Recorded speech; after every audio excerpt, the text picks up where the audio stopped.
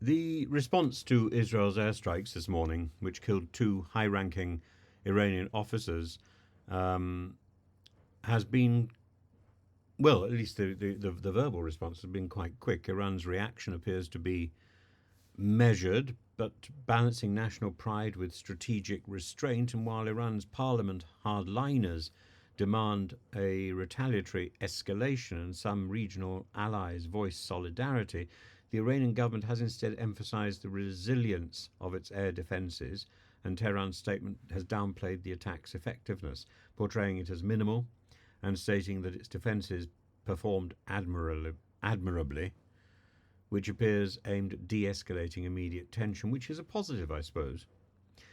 Internal debates in Iran illustrate divisions. Ultra-conservatives argue that Israel's strike crossed a red line that warrants a stronger response, ideally when Israel is engaged in Lebanon and Gaza.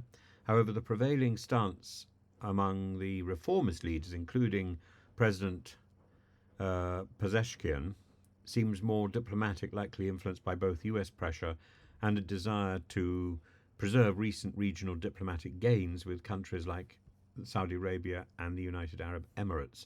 As Iran's leadership deliberates its next steps, the supreme leader, Ayatollah Ali Khamenei, faces a significant decision, balancing public calls for retribution with the risk of drawing the US into a broader conflict. And analysts suggests Iran may choose diplomatic rather than military retaliation, leveraging this restraint to reinforce regional support and avoid a direct escalation with Israel, which could prove politically advantageous, especially with the ongoing US elections.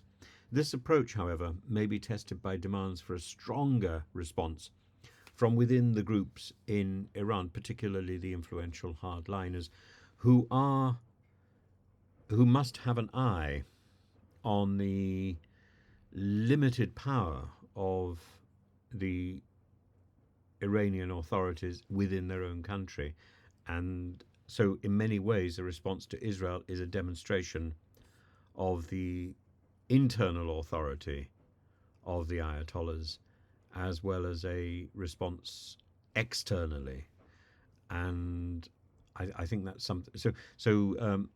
Tehran is in a very fragile position at the moment, and it cannot absolutely count on the loyalty of the entire state. And that, of course, is something that Israel is relying on.